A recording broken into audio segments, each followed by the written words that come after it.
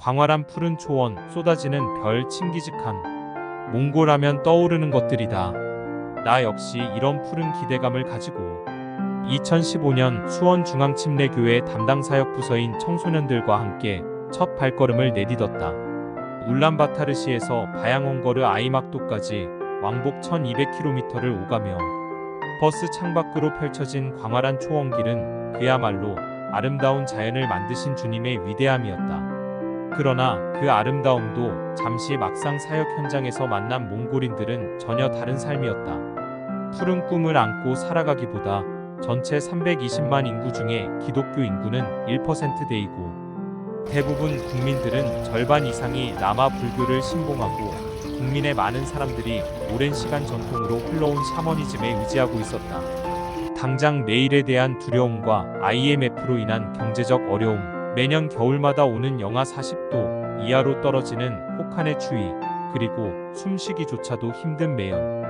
이런 어려운 환경 속에서 살아가는 몽골의 영혼들을 대하며 주님께서는 내 안에 잠자고 있던 선교의 부르심, 선교적 사명을 말씀하셨고 결국 이듬해 몽골 선교사로 헌신하게 되었다.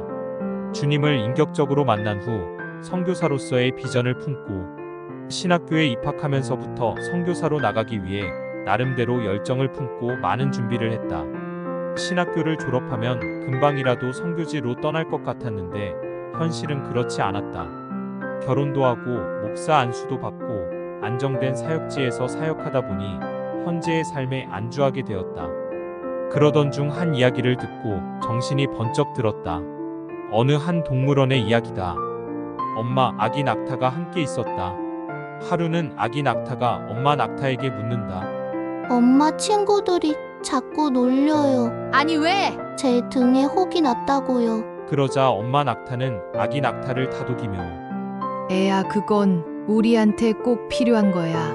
물도 없는 혹독한 사막에서 버티려면 그 혹의 지방이 물로 변화되어 꽤 오랜 시간을 버틸 수 있단다.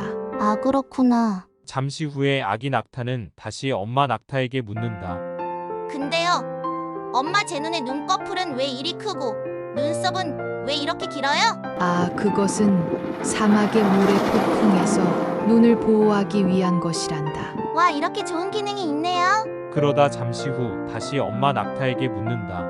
근데 엄마, 이렇게 사막에서 오랫동안 버틸 혹과 모래 바람에서도 끄떡 없는 눈꺼풀과 눈썹 있는데 우리는 지금 동물원에서 뭐 하는 거예요? 우스운 이야기일지는 모르겠지만 나에겐 잠자던 선교의 열정이 다시 불붙는 계기가 된 예화였다. 내 안에 복음의 위대한 비밀과 능력을 가지고 있음에도 그냥 편한 동물원 같은 곳에 있던 나에게 복음이 필요한 선교 현장에서 나를 필요로 한다는 강한 부르심이었다. 이렇게 우리 가족은 첫 소명에 따라 몽골 땅을 밟게 되었다. 몽골에 와서 처음 몇 개월은 그야말로 좌충우돌이었다. 전혀 다른 풍습과 언어 소통 문제로 크고 작은 일들이 잦았다. 물건값을 바가지 쓰기는 다반사이고 핸드폰을 소매치기 당하고 차를 세워놨는데 유리를 부수고 갔다. 소위 선배 선교사님들이 말씀하시는 선교지에 정착하기 위한 신고식을 제대로 치룬 것이다. 적응 기간이 끝나자 우리 가족은 수원중앙침례교회 파송교회가 몽골을 집중 선교지로 정하고 10년 넘게 선교 사역하면서 세워진 33교회를 순회하면서 지도자 교육을 하는데 힘을 쏟았다. 특히 울란바토르에서 바양옹거르 아이막까지 왕복 1200km나 되는 곳을 8차례나 다녀오면서 지도자 세미나와 신학교 수업을 진행하였다. 몽골엔 제대로 된 신학 공부를 하지 못한 채 교회 지도자로 세워지다 보니 지도자 교육이 많이 필요한 상황이다. 그래서 실제적인 사역 도움을 위해서 주일학교 사역을 어떻게 하는가?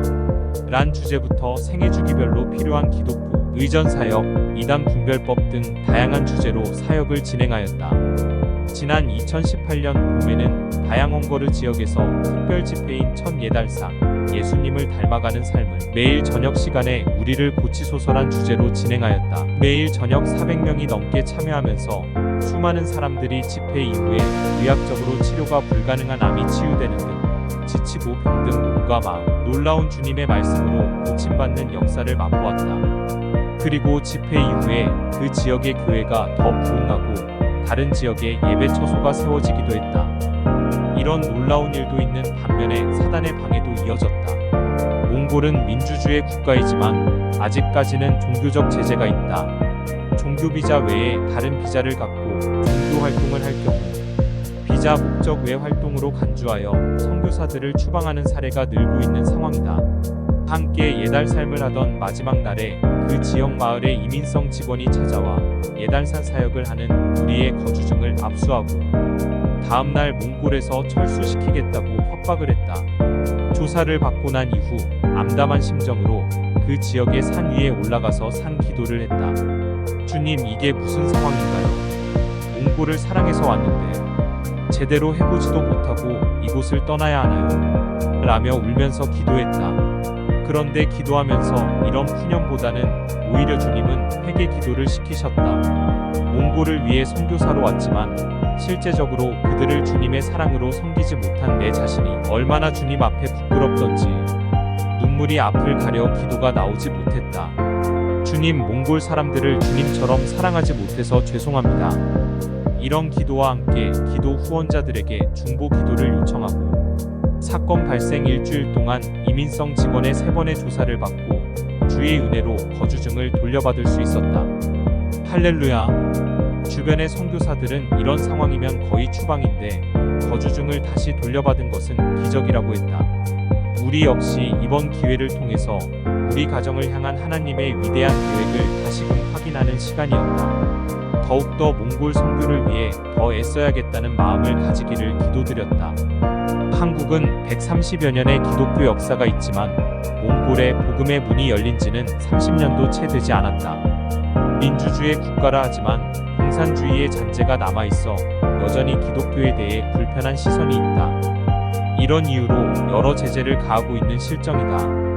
몽골어로 예수스라는 이름은 여전히 낯설고 그들이 믿고 있는 수많은 미신들 중에 하나라고 여기는 사람들도 아직도 많다. 그러나 짧은 기독교 역사임에도 곳곳에 신실한 믿음의 사람들이 심겨져 있고 아직도 무궁무진한 기독교 역사가 세워질 것을 믿기에 그 현장에 함께 서 있는 것만으로도 감사하다. 한때 칭기스칸을 앞세워 세계를 정복했던 자부심을 갖고 있는 나라 몽골이 이제는 복음으로 세계를 정복하게 될 날을 꿈꾼다. 언젠가 주님 앞에 서는 날 몽골의 수많은 구원받은 영혼들과 함께 기쁨으로 주 앞에 찬양할 날을 꿈꿔본다. 주님, 우리를 이곳에 불러주셔서 감사합니다. 몽골이란 나라가 더 이상 칭기즈칸을 자랑하는 나라가 되지 않게 하시고 예수 그리스도를 자랑하는 나라가 되게 하옵소서. 온 나라 국민들이 예수님을 찬양하는 그리스도의 계절이 임하여 세계 선교 전초 기지가 되기를 간절히 기도합니다.